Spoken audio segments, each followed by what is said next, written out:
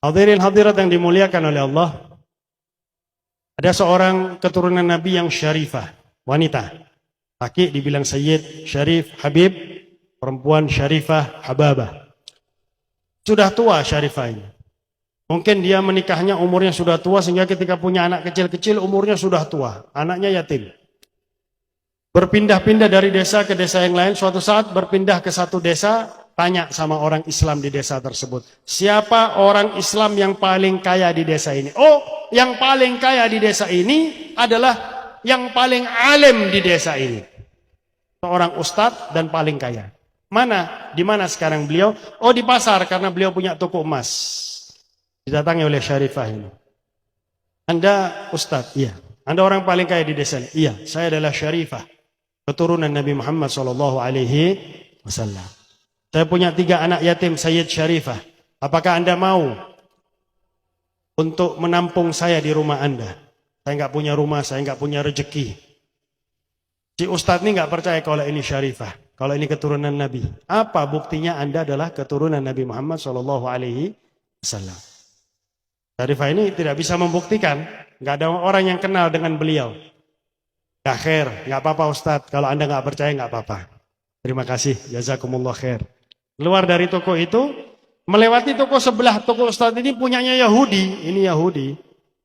Dipanggil karena dilihat ini keluar dari toko sebelah, kok mukanya murung. Bu, sini bu. Bu, Budi. Bu, dong bu. Oh, saya ceramah dari Serbeja nih kak bu. Oh, nyau bu. Bu. Ini sampean. Dipanggil sama orang Yahudi ini. Bu, ada apa bu? Diceritakan. Subhanallah, biasanya Yahudi ini paling benci sama habaib. Pertama yang paling benci sama orang Islam. Dari orang Islam yang paling dibenci oleh Yahudi adalah habaib. Saya ulangi ya. Yang paling benci sama habaib adalah Yahudi. A'udzubillahi min dzalik. Cek ngereng Yahudi sampean. Nggih. Ngereng Imam Syafi'i. Nah, tiba-tiba Yahudi ini terketuk hatinya. Kasihan. Anda ini cucunya Nabi? Iya. Bu, saya di rumah ada 1 kamar kosong. Mau Anda menempati kamar kosong sama 3 putra-putri Anda ini? Mau? Oh ya nggak apa-apa. Nanti saya akan kasih kamu makanan yang halal. Ini pagi. Malamnya sang ustadz itu mimpi di padang mahsyar. Padang yang sangat luas, matahari dekat, semuanya kebingungan. Tiba-tiba mendengar suara Rasulullah.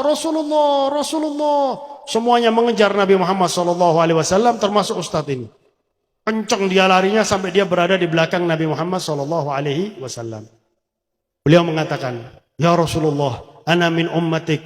Ya Rasulullah, aku ini termasuk dari umatmu. Rasulullah tidak membalikkan badan. Rasulullah hanya menjulurkan tangan sambil bertanya, apa buktinya kau adalah umatku?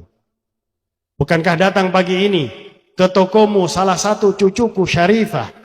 Kau nggak percaya sama dia dan kau tanya apa buktinya engkau adalah cucu Nabi Muhammad SAW.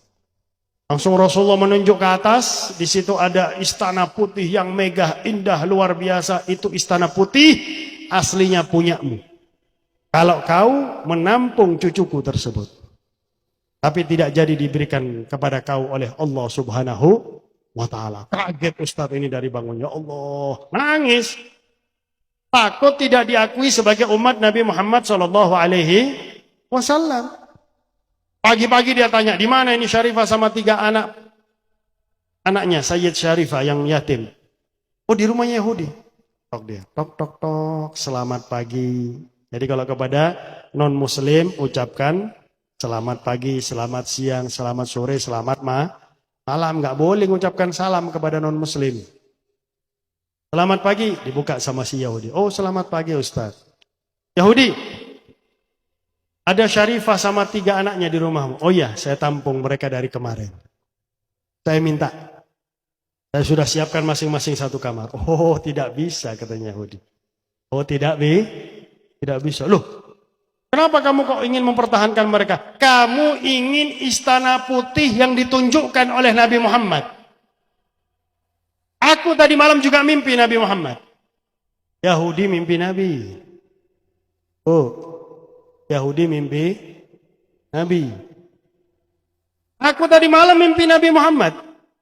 Nabi Muhammad mengatakan, wahai Yahudi, terima kasih engkau telah menampung cucuku. Dan kalau kau masuk Islam, istana putih yang indah itu untukmu, wahai Yahudi.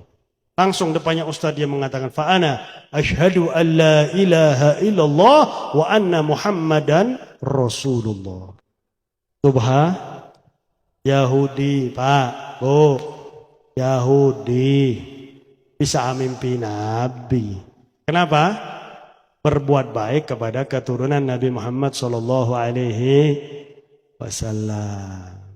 Kamari banyak ahli bait ini ada di atas muka bumi ini, ahlu baitil Mustafa tuhurihum amanul ardi faddakiri ya Rasulullah ya rafi'an syani wad. Ahlul bait Nabi besar Muhammad SAW tuhuri. Meskipun mereka hidupnya kadang-kadang ada yang maksiat, karena habaib mereka macam-macam. Ada yang hidupnya maksiat, tapi karena Allah sudah berjanji, innama yuridullahu yudhiba ankum rijsa ahlul bait wa yutahhirukum tathira. Sebelum mereka meninggal dunia, mereka dibersihkan dari dosa oleh Allah Subhanahu wa ta'ala. Pernah disampaikan kepada guru kami Al-Habib Umar, ya Habib, jangankan ahli bait yang maksiat, bagaimana ahli bait yang mengikuti madhab yang lain, tidak mengikuti madhab yang 4? Bagaimana ya Habib? Kalau mereka benar nasabnya kepada Rasulullah, la budda an yarji'u ilallah, pasti mereka akan kembali kepada Allah, imma bil jamil imma bis samil. Kadang-kadang kembali dengan baik-baik, tapi kadang-kadang kembali dengan susah, sakit, bertahun-tahun, dibersihkan oleh Allah Subhanahu wa ta'ala, meninggal dalam keadaan suci. Manjadduhu Muhammad yas'ad wa inja wazal had. Banyak, luar biasa. Berkat kakek mereka Nabi besar Muhammad sallallahu alaihi wasallam. Yang kedua, Abdullah bin Mubarak, orang alim. Beliau mau haji, ngelihat ada satu perempuan ngambil bangkai ayam, mencabuti bulu bangkai ayam di sampah. Sebagai orang yang alim, Abdullah bin Mubarak turun memperingatkan, Bu, bangkai ayam ini haram. Dijawab oleh ibu, haram bagimu, halal bagiku dan 3 anakku di rumah. Ketahuilah aku adalah syarifah keturunan Nabi Muhammad. Di rumahku ada 3 sayyid syarifah, yatim-yatimah. Saya sudah mencarikan 2 hari makanan yang halal bagi mereka nggak dapat, yang dapat bangkai ayam ini. Maka halal bagi kami, karena 2 hari kami kelaparan nggak makan. Nangis Abdullah bin Mubarak, berkata dalam hati, Abdullah bin Mubarak ini orang alim besar. Kalau kita membaca kitab-kitab tentang para ulama ahlu sunnah wal jamaah, pasti diceritakan Abdullah bin Mubarak. Ya Allah, ini hajiku yang wajib, haji yang pertama. Kalau saya memaksakan haji dan engkau terima hajiku ya Allah, aku bisa masuk surga. Tapi sebelum masuk surga, aku akan melewati kakeknya syarifah ini ya Allah. Malu aku menampakkan wajahnya kepada Nabi Muhammad kalau aku biarkan cucunya makan bangkai ya Allah. Maka aku mohon maaf ya Allah, aku nggak bisa haji ya Allah. Haji yang wajib. Subhanallah. Apakah kita lebih alim dari Abdullah bin Mubarak? Nah, Abdullah bin Mubarak ngerti. Ilmu itu ada yang faham, ada yang ngerti. Abdullah bin Mubarak ngerti mana yang lebih didahulukan di dalam kewajiban kepada Allah Subhanahu wa ta'ala. Aku nggak bisa haji sekarang ya Allah. Mudah-mudahan aku bisa haji tahun-tahun yang akan datang. Wahai syarifah, ini duit yang sangat banyak. Tolong jangan makan bangkai. Makan yang halal. Beliau permisi sama rombongan. Ini sudah di tengah jalan. Separuh ke Haramain, separuh ke kampungnya. Saya kembali ke kampung saya, kembali. Setelah orang-orang ini jamaah haji pulang, Abdullah bin Mubarak menyampaikan, semoga hajimu haji mabrur. Yang disampaikan selamat mengatakan, kamu juga. Loh, saya kan pulang. Iya, saya lihat kamu pulang, tapi saya ketemu kamu waktu tawaf. Rumah kedua ketemu waktu sa'i. Rumah ketiga ketemu di Mina, Musdalifah, Arafah, dan lain sebagainya.